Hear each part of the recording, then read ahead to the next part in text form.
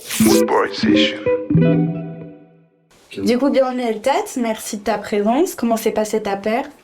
Merci, c'était super. On a pu jouer du coup avec le contrebassiste Stéphane, avec qui on a monté la formation il y a 1 an, et Robin, qui est aussi un des producteurs d'Eltat sur certains morceaux.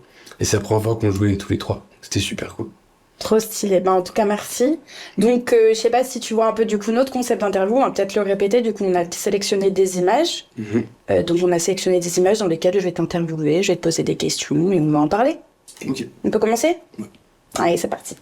Du coup, la première image que tu m'as sélectionnée, c'est celle-là. Qu'est-ce que c'est? Alors, Au-delà, c'est le premier album de Beck. Et donc c'est un artiste qui a popé dans les années 90, qui était un peu un one-man band, qui enregistrait tous les instruments tout seul, qui composait tout seul, il faisait ses batteries, ses guitares, ses basses. C'est un album c'est le premier album que j'ai entendu en fait. Ma mère l'a écouté quand elle était enceinte, j'ai écouté beaucoup gamin. Et je suis ultra fan de son esthétique un peu folk, pop, et de sa façon de composer, etc. Et j'aime tout ce qu'il fait en fait, même jusqu'à aujourd'hui. Donc c'est une grosse inspiration pour Eltat. Tu l'écoutes encore? Ouais. Ok, et le deuxième album en vrai phare que tu as sélectionné, c'est peut-être aussi celui-là du coup.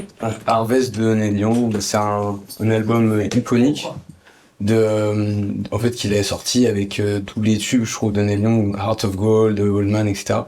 Et j'ai appris à chanter, à jouer de la guitare sur cet album, en fait, qu'avait mon père dans sa collection de vinyles. Tes parents, ils écoutent beaucoup de musique? Ouais, mon père a une grosse collection de vinyles très rock, très anglaise, et ma mère c'était plus funk. Plus funk? Ouais. Et parce que tu donnes cette impression-là, en fait, de pas avoir découvert la musique à un moment donné de ta vie, et vraiment d'avoir toujours baigné dans ces univers-là, et surtout que tu proposes des univers, une ambiance même sonore qui est extrêmement américaine, qui est très folk, country, même si toi tu es plus du côté pop, et c'est hyper original quand même, tu trouves pas, à notre époque? C'est vrai que je me suis vachement inspiré d'artistes, on va dire, de l'époque, que ce soit Neil Young ou même Beck, parce que c'était cette musique-là qui me parlait. Et après le challenge, c'était justement comment est-ce que je modernise ça, comment est-ce que je le rends un peu plus, on va dire, au goût du jour. Et il y a beaucoup d'artistes qui le font en fait, qui sont dans mes inspirations, comme Mac DeMarco, je trouve qu'il est très inspiré aussi d'artistes un peu plus anciens. Ou Tame Impala aussi, il y avait des inspirations vachement aux Beatles, en fait, une Barker quand il est en studio, il cherche ce son presque 70s, quoi. Et c'est quand même des artistes qui sont au goût du jour, quoi. Ouais, donc c'est toujours resté dans une forme de nostalgie. Et d'ailleurs, justement, c'est une question que je me pose. Est-ce que tu dirais que t'es nostalgique? Dans le sens où même dans les paroles que tu peux utiliser, il y a des métaphores que t'emploies qui sont des métaphores que des anciens de la country faisaient, tu vois, dans ta manière d'interpréter tes textes. Et je trouve, du coup, il y a une forme de nostalgie. Est-ce que t'es d'accord? Oui, c'est sûr, il y a un ton nostalgique, même sur Tunnel, qu'on a joué avec Stéphane et Robin. Tunnel, c'est un morceau, qui est très nostalgique, qui parle un petit peu du lâcher prise dans un tunnel, on sait pas trop où on va, et une sorte de déambulation comme ça, un peu incontrôlée du corps. Et mais je trouve que j'essaie toujours de mettre quand même une pointe de positif. C'est vrai. Le lâcher prise, c'est positif en soi, parce que ça peut me faire du bien. Et un peu, des fois, le côté désabusé, en fait, c'est un peu sur la tangente avec ça. Il y a un ton assez nostalgique. Après, il y a beaucoup de love songs aussi, dans les tasses. Ce qui est assez propre aussi à la zik en question. Ensuite, du coup, t'as sélectionné une autre image, qui est une autre cover. Oui, Full Moonlight, donc cover faite par Arthur Pronier, du collectif de Mantra Records qu'on a avec Robin. Et Full Moonlight, c'est mon premier morceau. C'est tout premier morceau. En fait, j'ai commencé à écrire avec Eltat pendant mon Erasmus à Taïwan, en Asie, sur un petit 8 pistes. Et quand je suis revenu, j'ai sorti Full Moonlight en fait. Et on a filmé le clip avec ma petite sœur et un copain et mon oncle qui avait mis la caméra sur le toit de la Clio, et moi j'étais avec ma moto, on était dans la campagne. Mais ça, c'était il y a 4 ans, c'est ça? Ouais. Et donc, entre Full Moonlight et aujourd'hui, est-ce que t'as continué à avoir un petit fil rouge dans ta création, ou tu trouves qu'il y a des choses que t'as trouvées aujourd'hui que t'avais pas à l'époque? Il y a des choses que j'ai trouvées aujourd'hui que j'avais pas à l'époque. En fait, il y a eu beaucoup de questionnements au début sur qu'est-ce que je fais en fait. Est-ce que j'ai un style et je le tiens sur toute la longueur parce que c'est comme ça que j'aurai ma patte et que les gens me reconnaîtront, ou est-ce que je m'autorise à aller découvrir d'autres choses? Et c'est là où j'avais aussi parlé un petit peu de David Bowie dans mon mot de bord, parce que David Bowie, lui, s'est autorisé à suivre toutes les modes musicales sur toute sa carrière, que ce soit la première mode 70s, ensuite 80s avec Let's Dance, puis après sur les années 90, il fait des choses un peu plus indus. Et je trouvais ça hyper fascinant en fait, qu'en fait on peut évoluer avec notre temps et faire évoluer notre patte aussi avec ça quoi. Et c'est ce que font aussi je trouve les rappeurs et les musiciens aujourd'hui quoi. S'adapter en fait. Tu sens qu'il y a une trend là-bas, tu écoutes, ok comment je ramène cette trend dans ma tambouille à moi et comment je fais pour que ce soit logique quand je le sors, quoi, que ça fasse pas un peu fake genre ah j'ai essayé de faire ça mais c'était pas vraiment moi. Mais je vais te poser une question que je pose souvent parce que ça m'intéresse vraiment et je trouve que ça aide aussi les gens qui nous regardent, qui hésitent à commencer. Comment tu écris une musique? Parce qu'en plus, toi, tu fais de la guitare, du coup. Ouais. J'imagine que tu grattes un peu, mais c'est quoi ton process de création au début? Alors, souvent, je pars d'un texte. Tano, par exemple, j'ai écrit dans le bus en allant en Angleterre. Et je pars d'un texte. En fait, j'écris tout le temps sur papier. J'ai tout le temps un carnet ou deux sur moi. J'ai écrit le texte. Et après, quand je le crée, je me pose sur le texte et je dis, ok, quand est-ce que je le mets en musique? Et là, c'est la musique qui prime et c'est ma guitare qui va déterminer un peu si je coupe des bouts de phrases, comment est-ce que je les cale, etc. Et je compose toujours avec l'instrument. Et après, tu t'appelles tes copains et puis vous faites un truc pour que ça aille au-delà que de la guitare seule. C'est ça. Après, je m'enregistre comme Beck faisait dans le studio. Souvent, je fais la plupart tout seul. Et après, sur l'enregistrement, je vais peut-être appeler des fois un batteur ou un autre musicien, si j'ai vraiment besoin d'un instrument particulier que je maîtrise moins. Et après, après mixage, mastering, ça passe par des ingés. Et donc là, on parlait vachement de l'ambiance plutôt sonore de tes projets que tu postes en ce moment. Mais je trouve qu'il y a autre chose quand même. Et d'ailleurs, tu as mis une rep qui est autre chose qu'une ambiance sonore et aussi une ambiance sonore. C'est celle des Twin Peaks, une série. Oui, Twin Peaks, série de David Lynch en partie.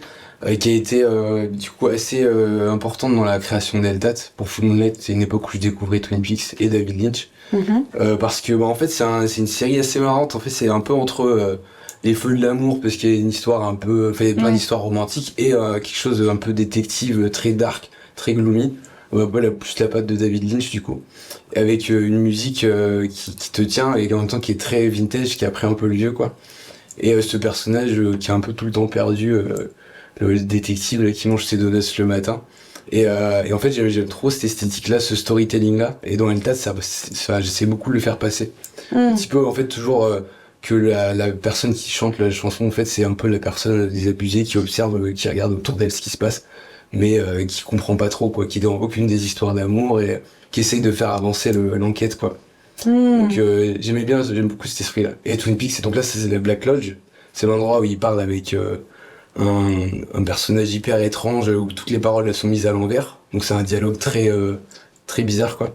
Et la Black Lodge j'adore, c'est vraiment je trouve que ça représente vachement l'endroit où des fois on va dans notre esprit quoi, quand on est un peu genre dans des imaginaires, dans nos rêves, tout ça quoi, c'est vachement long. Trop stylé. Et donc tout ce qu'on vient de parcourir ensemble en photo, ça amène ton dernier projet. Ouais, donc Stoplight c'est mon premier album solo. Je compose et j'enregistre tout seul. Et donc pour tout premier album de 12 titres, du coup, qui est sorti en juin, sur le label de Montra Records, qu'on a créé avec le collectif. Et là, il réunit vachement tout ce que j'aime, en fait, comme style de musique. Parce que j'ai sorti beaucoup d'EP sur les 4 ans. Et c'était vraiment la somme de, ok, c'est quoi Eltat aujourd'hui? Et du coup, voilà, c'était le challenge. Sortir un album solo avant mes 25 ans. Donc, voilà. C'était ton objectif? Ouais. Et Tunnel est dedans, du coup Tunnel c'est une des tracks. C'est le son que t'as performé tout à l'heure, c'est ça? Que j'ai joué sur un Moodboard. Et ça réunit un peu tout ce qui est folk, pop, même un petit peu de new wave, un peu à la Nation of Language ou à la Cure. Ça réunit aussi un peu de soul, parce que ça j'adore. Et la soul ça a toujours accompagné Eltat, sur le morceau Guilt, qu'on joue avec Stéphane sur scène aussi. Et puis voilà, il est sorti, je pensais faire des clips, etc. Puis finalement en fait je l'ai sorti comme ça. Et donc c'est super cool d'avoir aussi pu montrer ce que ça donne en live. Et tu parles de quoi dans cet album? C'est quoi les thèmes que tu vas parcourir Au niveau des textes? Ouais. C'est assez, ça varie pas mal. Stoplight c'est la lumière, en gros c'est le flash quoi. Et ça venait d'un bouquin que j'étais en train de lire qui s'appelait Green Light de Matthew McConaughey, où il parlait justement des mouvements de vie un peu, où des fois c'est feu rouge, feu vert, feu orange. En fait, on attend un peu, on a des étapes de vie, on est dans l'attente de quelque chose. On peut patienter pour que les choses se débloquent, etc. Et puis 25 ans, c'est un âge où aussi t'as envie que les choses se débloquent quelque part. Complètement, ouais. Et c'était vachement ça. Dire, ok, la stoplight sur Eltat, c'est quoi maintenant? et puis qui a un peu cette sensation tu t'avances dans la vie, t'attends. Il y a toujours ces moments où justement, Tenor, ça parle d'un moment où on attend parce que ça demande du lâcher prise. En fait, on est dans le tunnel, on peut plus rien faire, quoi. Il faut attendre. Et après, il y a d'autres morceaux qui parlent du moment où tu sors, où il faut s'activer, etc. quoi. Oui, il y a d'autres énergies que l'attente. C'est ça. Eh ben, merci beaucoup en tout cas. Merci de ta présence. Est-ce que petit instant promo, t'as quelque chose du coup à annoncer, à dire? Ben, sur 2024, il va y avoir un clip sur le morceau Eternal, justement, qui va sortir, et j'espère un nouvel album qui sortira en septembre, si tout va bien. Ok, ben merci beaucoup. À bientôt. Désolé. Merci.